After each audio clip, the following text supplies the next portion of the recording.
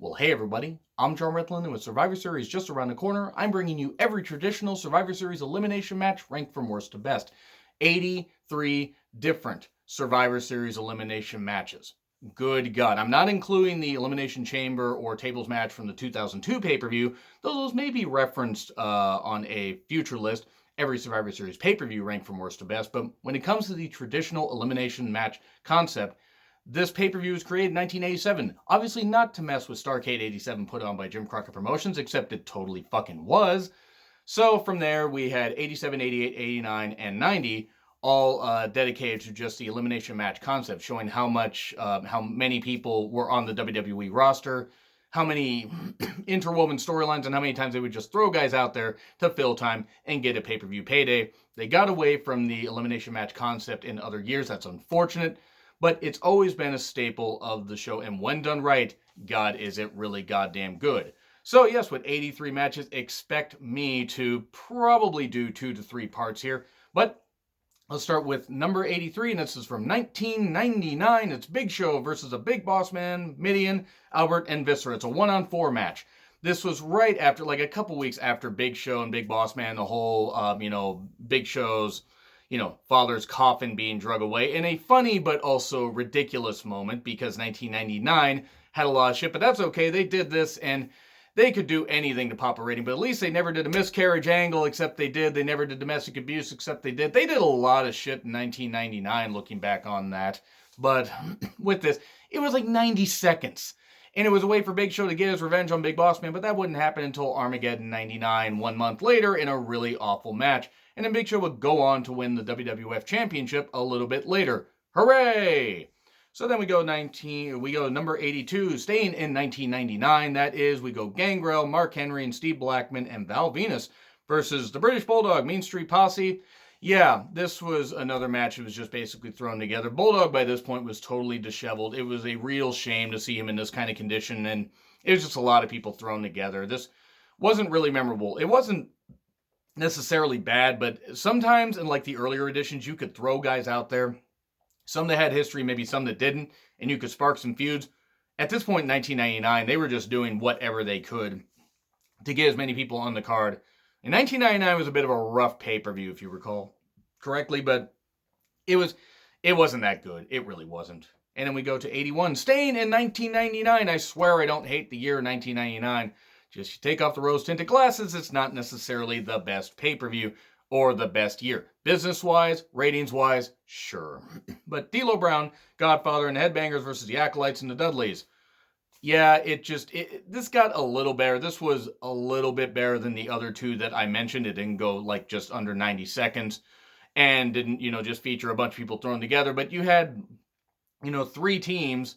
And then you had D'Lo and Godfather that would eventually become a team. They would team up actually at WrestleMania 2000. It wasn't bad, but it wasn't really anything memorable like a lot of like pay-per-views in 99 outside of like the main event and outside of a few things.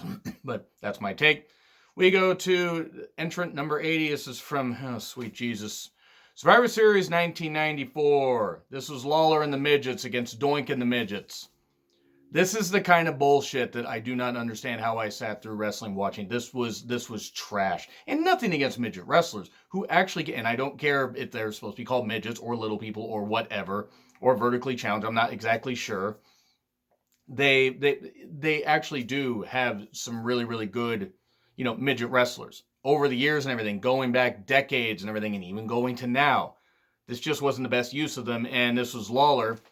He couldn't be at the 1993 edition, and I'll get into that in another point, in this list about why he couldn't be there. But boy, Lawler and Midgets and Doink and Midgets. That'll put butts in the seats. Gee, I can't imagine why WWE was having issues and having to run Raw in smaller venues. Oh, because of bullshit like this. Now, number 79. Team Total Divas, the Bellas, Eva Marie, Cameron, Naomi, JoJo. JoJo was in the ring at one point. I forgot about that. And Natty versus the True Divas. I can't imagine why the women, felt that they were slighted at all with titles like this. And nothing against them, I'll get into it in a bit. AJ Lee, Oksana, Alicia Fox, Caitlyn, Rosa Mendes, Summer Rae, and Tamina from Survivor Series 2013. Let me make it very clear that I have stated numerous times, I never care for the Bellas. I don't want anything bad to happen to him. Eva Marie never belonged in the goddamn ring or even in wrestling at all. She was fucking rotten. And whether she wanted to learn, didn't want to learn anything, I don't really fucking care. She was fucking terrible. That being said, even if you put a mixture of experienced women and women that weren't all that experienced in Oksana, I mean, let's not forget what she did to Naomi, dropping the knee right on her frickin' face. That was a great idea.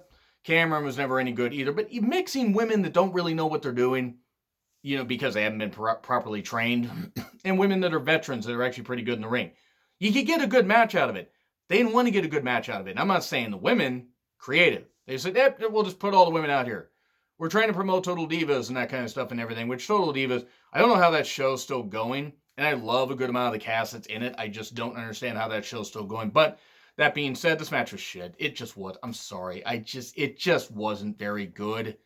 And whether the women were trying or not, of course, it had Eva Marie in it. It had Eva Marie in a Survivor Series elimination match when she never belonged in a fucking ring.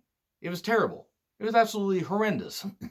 Then we go to number 78, Truth Commission, which is a Truth Commission versus Disciples of the Apocalypse. Part of the reason I'm putting this here, and it's hard for me to say the word disciples, as you can tell, this had Don Callis in the ring as a jackal. Don Callis, who was never really that great of a wrestler, never really that great of, he was a good talker. He was good at getting under your skin and everything, but he was not a very good commentator. Thinks more of himself than a lot of people do. It's fine if you guys like Don Callis, by the way. I just don't. But this is when everybody had to have a fucking gimmick. Everybody had to be featured, even though some of them shouldn't have been featured. And I mean, whether the Truth Commission were full of good workers or not, and Disciples of the Apocalypse, you got, of course, the racist Harris brothers. You have Crush in there, so at least there was that. It wasn't very good. It just was not very good. I mean, what do you expect? It was at Survivor Series 1997, which was most remembered for, of course, Goldust beating Vader. Oh, wait, no, not turning on Team USA. It's the Montreal Screwjob. It's the Montreal Screwjob. That's what I'm referring to. But yeah, this was not a very good match. It just really wasn't. Number 77, Bushwhackers and Men on a Mission in Doink makeup, because Doink was feuding with Bam Bam Bigelow at the time. And speaking of which, Bam Bam Bigelow, Bastion Booger, and the Head Shrinkers. Yeah, Survivor Series 1993, not very good. Not really at all. I don't get it. I just don't. Looking back on it, I'm amazed I sat through some of this stuff. Now, yes, wrestling's supposed to be silly and supposed to have some fun and everything. I just never understood the appeal of having the Bushwhackers and Men on a Mission in, they were in whiteface, essentially. I'm kidding. I'm making a joke. You guys can gut me in the comments if you goddamn well want to. But this match, it was just two teams. And Bam Bam Bigelow and Bastion Booger. And nothing against Bam Bam and nothing against Bastion. He did the best he could with a whole bunch of bullshit gimmicks. Norman the Lunatic, anybody? And Friar Ferguson. Seriously, I don't know how Mike Shaw survived in wrestling as long as he did, getting bullshit gimmick after bullshit gimmick. Match wasn't that good, though. But they were in Doink makeup, so I guess the kids liked it. And then we get to entrance 76. Jim Duggan, Sergeant Slaughter, Texas Tornado, and Tito Santana versus the Berserker. Colonel Mustafa, Iron Sheik, in the ring in 1991. Not a very good idea. Hercules and Skinner. And it was Survivor Series 1991. 1991 was a weird year for WWE, but especially for the Survivor Series concept. Because it was the first time they went away from some of the elimination matches and actually had a singles match, Undertaker against Hulk Hogan, where Heenan said, Hulkamania's dead, Monsoon, for like 8 days, and then Hogan won it again. But with this, look, the match was never going to be that good because Slaughter had just suddenly decided to be babyface. They just suddenly decided after SummerSlam 91. This was 3 months later. Hey, Slaughter, you're going to be a babyface again. Okay, so after he lost the G.I. Joe thing and all that, yeah, he got some heat. He lost the G.I. Joe sponsorship, apparently. And then was just a baby, and then after that was just a baby face like a year later. A year earlier, he had just turned into the Iraqi sympathizer, and the match was fine. It just was very thrown together, like a few of the matches on the 1991 card, which is unfortunate because they still had a pretty damn good roster at that point. Number 75, Hulk Hogan, Tito Santana, and Ultimate Warrior versus Power and Glory, Ted DiBiase, Rick Martel, and the Warlord. 3-on-5 match, Survivor Series 1990. Hogan needing to be in the main event and actually get a win and everything. It just, look, I know that Hogan was the champion at the time. Well, actually, Warrior was the champion at the time. But Hogan, of course, was in his shadow, much like he was for Randy Savage. Still always hate that. Will always hate that. And will continue to hate that until the day I'm no longer on this earth, whenever that is. This was... It was like under 10 minutes. All these guys have wrestled in previous matches, and they just took the sole survivors from a couple teams and put them against a bunch of heels for them to beat. That's essentially what it was. And it was under 10 minutes. It just wasn't very good. I mean, why the fuck else? Let's just put it there. Yeah, it was an elimination match, and what it was. It wasn't very good. And some of these weren't even treated as much like elimination matches. Just the eliminations happened at a whole, like with a whole bunch of bullshit. People would walk out, get counted out, get DQ'd quickly. They were starting to butcher the elimination match concept. They wouldn't fully do it until 1998, when they had no matches on that card, except for the Deadly Game Tournament. Not the Brawl for All, thankfully. Sweet Christ, not the Brawl for All. So, we go entrant 74. Team Mickey, it's Eve Torres, Gail Kim, Kelly Kelly, Melina, and Mickey James versus Team Michelle. Alicia Fox, Beth Phoenix, Jillian Hall, Layla, and Michelle McCool, Survivor Series 2009. I know it's going to seem like I'm dumping on the women, which actually isn't the case, because the women were doing the best they could. Referencing the Divas, the Team Divas and Team True Divas thing earlier. They could do the best they could, but they're only given like half the time that they should be. What the fuck's the point? What else can they do? This is pretty much the same thing. They weren't given a whole lot of time. And even though many of these were good workers, and Kelly Kelly was also there just wasn't a whole lot for them to do. It wasn't the worst thing in the world. This wasn't offensive. They just weren't given a lot of time. And then we get to number 73. Bossman and LOD versus IRS and the Natural Disasters. 3-on-3 elimination match. Survivor Series 1991. This main evented the show. This is nothing against Bossman. There's nothing against any of the people involved. And it is sad actually thinking about the fact that only 3 of the guys are alive here. Animal, IRS, and Typhoon, aka Tugboat. It's actually kind of scary. Who later became the Shockmaster.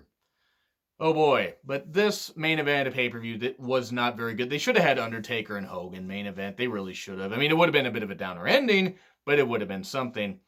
It was okay. Number 72, the Hollies, Hardcore and Crash versus Too Cool, Grandmaster Sexay and Sky Too Hottie versus Edge and Christian versus the Hardys, Survivor Series 1999. Edge and Christian and the Hardys were kind of having this uneasy alliance after going through the Terry Invitational Tournament. Yes, boob jokes. Do you fucking get it? That culminated at No Mercy 99 the month before. And I actually did a retro review of that if you want to check that out on the channel playlist. But with this, they had a bit of an uneasy alliance. Edge and Christian would turn full-fledged heels soon afterwards, like right after Mania 2000. But it was an okay match. Unfortunately, Too Cool was much more flash than substance, even though Sky Too Hottie was a pretty good wrestler. Brian Christopher was just kind of there, and the Holly, everybody was just kind of just thrown in there. The match wasn't bad, though. We then get to 71, Team Raw, Beth, Candice, Jillian, Kelly, Mickey James versus Team SmackDown. God damn, seriously? Maria? God, they put Maria in the ring? So anyway, Maurice, Michelle, Natty, and Victoria. Yeah, it happened.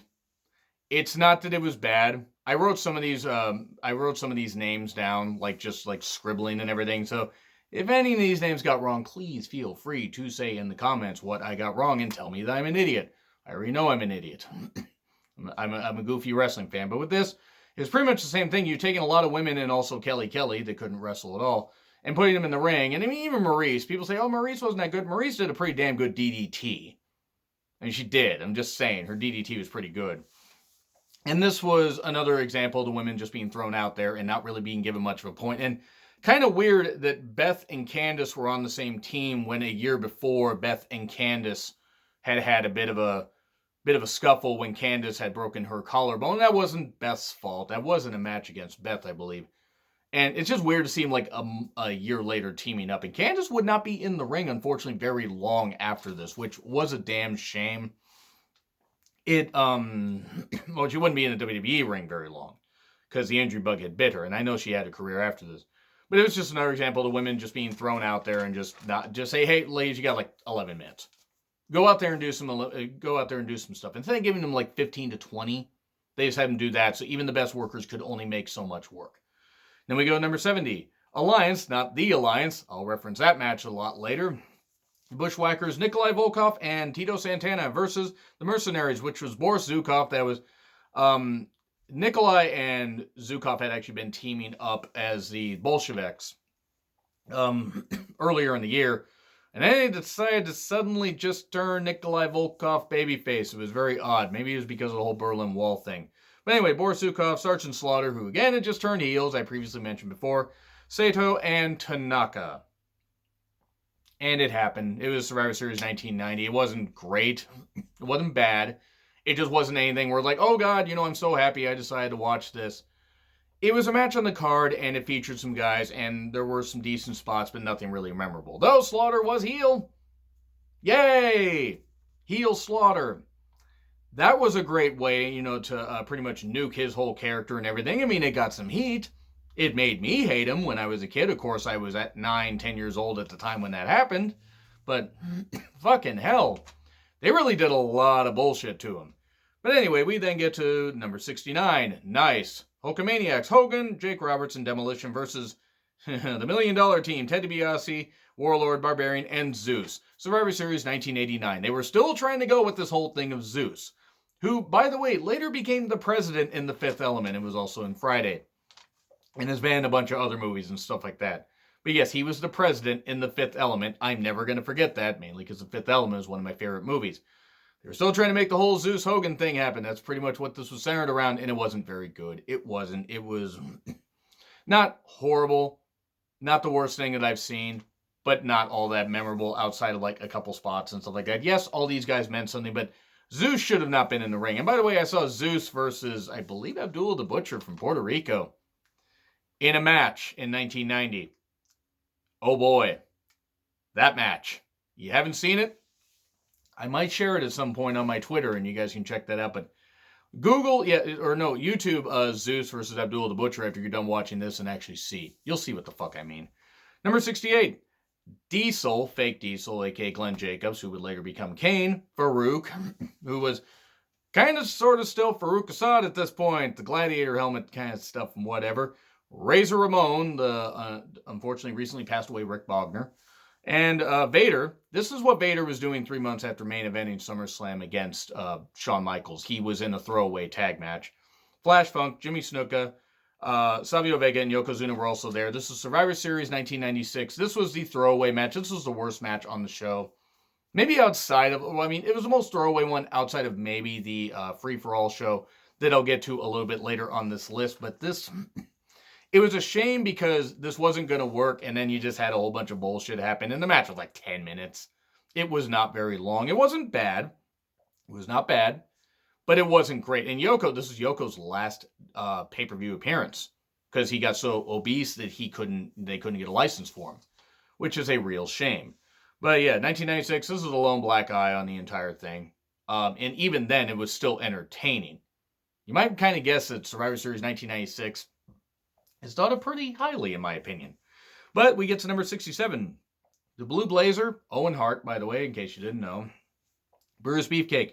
Jumping Jim Brunzell, not of the Killer Bees anymore. Sam Houston. Forgot that Sam Houston worked in WWE, which is weird because he actually made a few pay-per-view appearances. The original Royal Rumble, I believe, in earlier that year. And then, I believe in even the 89 Rumble. He was in a few pay-per-view matches, but I just totally forgot he worked there. Ultimate Warrior also teamed up with him, and it was Outlaw Ron Bass, Honky Tonk Man, Dangerous Danny Davis, Bad News Brown, and Greg Valentine, and it was Survivor Series 1988. It was a bunch of guys, and some that shouldn't have been in the ring. Ultimate Warrior never belonged in a wrestling ring. I don't care how charismatic or whatever and everything he was. I never liked Ultimate Warrior. I never liked him. I'm going to stand by that until the day I go. And there are people that like him. That's fine. Like them all you goddamn well want. I have bled, WWF for a while. It's an unfortunate health condition. I should get that checked out. But that doesn't mean I don't recognize that there were some people that just weren't that good with the power of eyesight and hindsight. The match was fine. It was what it was. It wasn't great, but it was a nice way to get some younger guys and veterans and everything in there. So, cool. We then get to number 66, the $1 Million Team. Once again, Honky Tonk Man, Greg Valentine, Ted DiBiase, and Undertaker versus Dream Team, Dusty Rhodes, which was Dusty Rhodes, Bret Hart, Coco Beware, and Jim Neidhart. Survivor Series 1990, Taker's debut. Many are surprised that this is probably not in the top upper echelon. I'd like to explain why. Take Taker's debut out of this. What do you have? You don't have much of anything. Take Taker and replace him with anybody else. It's a match that's essentially throwaway. Ted DiBiase and Dusty Rhodes were having their feud. It was what it was. It wasn't bad, but everybody else just felt like very expendable in this. Even Bret. Coco by this point didn't really give a shit. Or at least he didn't seem to, even though he hung around the company for a few years. But yeah, outside of Taker's debut and him laying waste to everybody, that was pretty much it. That was pretty much the only note of this match. So even though it was an incredible debut and it was great and Roddy Piper and Monsoon selling the hell out of it, and Brother Love, stupid, worthless fuck Bruce Pritchard, leading him to the ring. Thankfully, he got Paul Bearer, a much, much, much, much, much better manager even now. Paul Bearer has been dead since 2013. I would trust him to be a better manager and better on-screen presence than Bruce Pritchard. I don't like Bruce Pritchard. Have you been able to tell by this little rant? But outside of Taker's debut, that was it. There wasn't anything of note. We get to number 65. Oh boy, a women's match because of the first person. Nothing against the other women. You have Fabulous Moolah, scum of the earth, glad she's dead, don't really give a shit. You know, her legacy was tarnished because she was a piece of shit and a stupid, rotten cunt and ruined wrestling for a lot of women because she held them down and took money from them and everything and did a whole bunch of other shit, which even if half of it's true, I don't fucking care how great her legacy was. I don't care how long she was champion. I don't fucking care. She was a rotten piece of shit, and I don't care she's not here anymore. Anyway, Fabulous Moolah, Jumping Bomb Angels, a really good team. They got cheated out of a payday, a WrestleMania payday against the Glamour Girls, because Fabulous Moolah decided to screw with it because, allegedly, of course, this is all rumor and innuendo, but apparently she screwed with the whole thing after the 1989 Royal Rumble. They did a title change in Japan. Moolah said it was okay. It wasn't, and that match got scrapped on WrestleMania 5, which would have been a big payday for all those women, especially the Glamour Girls who were near the end of their career at that point, and the Jumping Bomb Angels who were pretty goddamn good. I don't recall their names right now because I'm terrible with Japanese names. But anyway, that aside, Rockin' Robin and Velvet McIntyre also teamed up on Moolah's team, and they were against a team of Dawn Marie, not that one, because I don't think Dawn Marie at that point was Dawn Marie. No, Dawn Marie was born, but I don't think she would have been able to wrestle. I'm talking about ECW's Dawn Marie, by the way. And Donna Cristianello, Glamour Girls, and Sensational Sherry. And it was Survivor Series 1987. So actually this took place, if I recall correctly, it actually took place about a year and a half before that. Before that whole thing of Mania 5 and everything and the whole screwing out of the payday. And that's ridiculous. And Fabulous Moolah was a rotten piece of shit. The match, however, wasn't all that bad. I mean, yes, it went on a bit long, but at least the women got a chance. Hey, you shouldn't have seen Moolah in the ring at this point, but the other women, sure, okay. And the Jumping Bomb Angels were an incredible tag team. They had a great feud with the Glamour Girls, and you get to see Sensational Sherry in a WWE ring, not being used like a joke. That's good. Rockin' Robin, also related to Jake the Snake Roberts, believe it or not. We then get to number 64, the Godwins, New Age Outlaws versus the Headbangers, and the New Blackjacks, which were Bradshaw and Barry Windham. Barry Windham at this point was incredibly out of shape, and it's a damn shame. Survivor Series 1997, match was fine. Match was okay. It wasn't great. It wasn't anything horrible. Wasn't offensive. But 1997 was a bit of a weird year. WWE was still, trying to find their way and everything, and even though they had embraced the attitude, pal, they were having, I do terrible Vince impressions, I'm sorry. They were kind of just trying to find roles for every single person and just throw stuff out there, and they'd had some people injured, some people leave. And this was a match where they just threw out a bunch of teams and said, here, go, do something for 10 minutes. That's essentially what they did. Number 63, the Hulkamaniacs, Hulk Hogan, Big Boss Man, Jim Duggan, and Tugboat versus the Natural Disasters, Earthquake, Haku, Barbarian, and Dino Bravo. I think Earthquake at this point was known as Canadian Earthquake, or at least he was earlier in the year, and it was Survivor Series 1990. Hogan and Earthquake had this pretty good program, actually. After Mania 6, Hogan had gotten laid out by Earthquake. They had a match at SummerSlam that year. They had, they did have a face-off at the end of the 1991 Rumble, where actually Hogan had to eliminate Earthquake, and actually it was a pretty good moment. So here, this was kind of right in the middle. This is more towards the end and everything, but still pretty good stuff. And everybody involved did their best. Barbarian, Haku and Barbarian, of course, would later go on be the faces of fear in WCW. Holy fucking Christ. I am scared. Ming's going to kill me if I say anything bad about him. Ming, aka Haku. But this was pretty good. Just scary how, a few of these guys passed away. Bossman, Earthquake, and Dino Bravo. Dino Bravo, through methods. Read up about Dino Bravo's death. You'll know what I mean. So, we get to number 62. Visionaries, which were Power and Glory, Rick Martel, and the Warlord versus the Vipers, Jake Roberts, Jimmy Snuka, and the Rockers. Also from Survivor Series 1990. This was essentially during the Martel, Jake Roberts feud, and the whole blinding shit would still be taking place and stuff like that, where the arrogance, the spray, where Martel sprayed Roberts in his eyes. No, that's not a euphemism.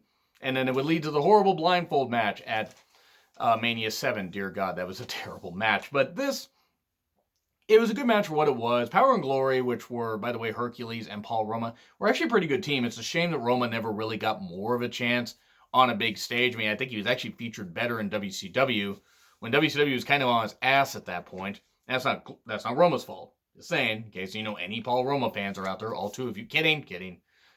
I think Paul Roma's actually pretty good. It was a pretty good tag worker. Him and Orndorff were actually a pretty good team. But this was a good match for what it was. Unfortunately, Jimmy Snuka was also there. Probably killed about 5 girlfriends that day, or just 5 women, because that's what Jimmy Snuka did, because he could get away with it, because Vince decided to pay off the cops. Wow, these are, horrible allegations. Anyway, number 61, the Nasty Boys and the Natural Disasters versus Money Inc. and the Beverly Brothers, Survivor Series 1992, the lone traditional elimination match on the 1992 card. Which is actually weird, because they had some tag matches. I kept forgetting that the match Randy Savage, Mr. Perfect, Razor Ramon, and Ric Flair were involved in was not a traditional elimination match, but it was what it was. This was fine. It was a bunch of teams mixed together and everything. Nasty Boys had their feud with Money Inc. Natural Disasters wanted a shot at Money Inc. Beverly Brothers were just like, hey, we're happy to be here, and we're going to beat some ass. They were a really good, underappreciated tag team in WWE.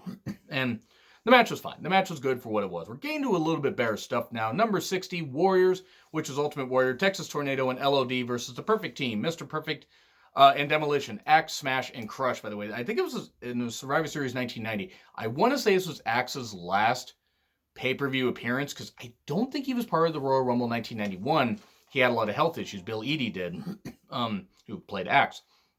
And they wanted to continue the team, so they brought in Crush, and they had that happen. The match was fine. It did end with, Texas Tornado by this point. He had been, I think he was Intercontinental Champion still at this point, and then would lose it to Mr. Perfect like a month later on a house show. It was either a house show or Saturday Night's Main Event taping. But other than that, it was fine for what it was. It was pretty well worked and everything, despite the fact Warrior, who was a WWF champion at this time, was essentially just, there to hurt people and everything, because he was never any good in the ring, because he was a piece of shit and he was a racist and homophobe, especially a homophobe. Holy fuck was he ever. Moving on, number 59, the Nasty Boys and the Beverly Brothers versus the Bushwhackers and the Rockers, Survivor Series 1991. Going back to 91 and the messy stuff that they had going on with all this, it was a bit weird to see, how 91, even though they had plenty of good talent, just the elimination matches just felt a little off. I actually will be referring to others in future entries in this list. But this is a bit of an odd one, because it wasn't bad. It was well worked. Tag team wrestling at that point in WWE was still pretty good, even though Vince apparently hates it. But they were loaded with a lot of really, really good teams that were featured prominently. And this was what it was. Wasn't great, wasn't bad. Now, a bit of a weird entry, because I actually had to seek out this footage. It was number 58 for the free-for-all from Survivor Series 1996. It was Aldo Montoya, just incredible in the match, as Mr. Perfect listed, or said at one point on commentary, well, he's got his jock on the wrong part of his body. Nothing is just incredible. It was a really weird look. I don't know how that gimmick got over, but by God, he's a good worker. But Bart Gunn, Bob Holly, and Jesse James, who would later become Road Dogg, versus Billy Gunn, Justin Bradshaw, Justin Hawk Bradshaw, he was still known as that here, Salvatore Sincere, and the Sultan, who was Rikishi. But yeah, the free-for-all, Survivor Series 1996. Probably the weakest match on the card, but still not that bad. Yes, it was only like 10, 12 minutes. Eliminations did come fast and furious before that franchise was ever realized. The match was good for what it was. I'm ranking it about here because really, for what you saw with the talents, what did you expect? The match wasn't that bad. Sure, maybe I should have ranked it 10 spots lower on this, but I remember going in with no expectations, expecting this not to be very good, and it actually wasn't all that bad. But gut me in the comments if you want. Anyway, number 57, Brodus Clay, Justin Gabriel, Rey Mysterio, Sin Cara, and Tyson Kidd versus the Primetime Players, which was Titus O'Neil and Darren Young. Primo and Epico, yes, they're still somehow around, and Tensai.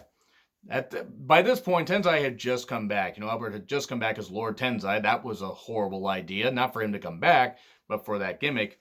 But at Survivor Series 2012, he had come back just after Mania 28. So he'd been back for like 8 months, and they'd already pretty much killed him off by Money in the Bank, even if not before that. The match was like a hodgepodge of guys. There was some good work in here, don't get me wrong, but it was a hodgepodge of guys, and really is one of the more forgettable ones, even though it wasn't that bad. Number 56, The Rude Brood, which was Rick Rude, Mr. Perfect, and the Rougeaus versus Roddy Piper, Jimmy Snuka, and the Bushwhackers, Survivor Series 1989. Rude and Piper had their feud going and everything, but Piper was always coming and going because he had his injuries, and he had his stuff and everything, and he had a whole lot of stuff that was going on, like, movies and stuff like that. And folks, before I continue this, speaking of somebody that's rowdy, I want to bring somebody on the show. Look at this. Look who I got. Speaking of somebody that's very, very rowdy. What did you think of this match, by the way, sir? Rescue Cat, by the way, for those new to the channel. He liked Roddy Piper's team, despite the fact that Jimmy Snuka was there. He doesn't like Jimmy Snuka either. Don't you? Anyway, so there he goes. Anyway, so with this, the match was fine. It was Rude and Piper's night, basically. It was just a way for them to hype up all their, their feud and everything. The feud never really took off all that much on pay-per-view, though, because Piper had his movies and stuff like that, and Rick Rude would leave the company, like, about a year after this. It was just really, really odd, but the match was good for what it was. We then get to 55, Dream Team, Dusty Rhodes, Brutus Beefcake, the Red Rooster, yes, Terry Taylor, the cocky son of a bitch, that liked when women stroked his cocky son of a bitch, apparently, allegedly. And, excuse me, lost my place, Tito Santana versus the Enforcers, Big Boss Man, Bad News Brown, Rick Martel, and Honky Tonk. It was Survivor Series 1989. It was Honky Tonk in the ring, so already that was kind of shit. But Dusty and Honky Tonk did have their feud going, and Beefcake had his feud going with Honky Tonk because he would mess up his hair and stuff like that. And it was a match. It was what it was. Dusty by this point was in his mid-40s. He wasn't anything all that great. It was in mid or late 40s. And Honky Tonk was a shit worker. He wasn't anything all that good. But the match was what it was, and it got the point across with the feuds. We then get to number 54, and we're going to finish up right here. We get the Warriors, which was Ultimate Warrior, Jim Neidhart, and the Rockers versus the Heenan family. Andre, Arn Anderson, Haku, and Bobby Heenan, Survivor Series 1989.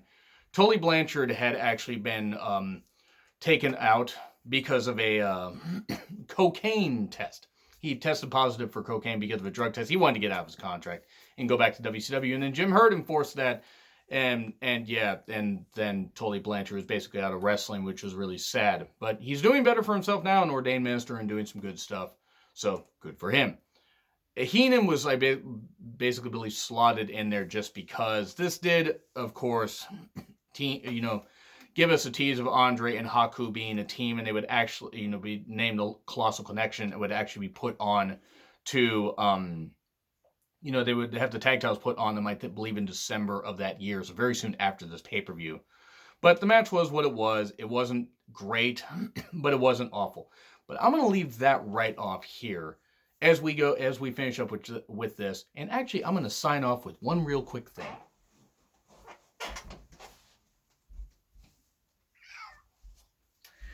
I'm going to sign off by having him basically say that I'm going to have a couple more pay-per-view or reviews up after this, and I'm going to have the rest of this countdown up either later this week or sometime next week. He is miserable. He's upset. Aren't you? He's a good cat. Anyway, I'm John Ritland. This is Sir, and I'll see you soon.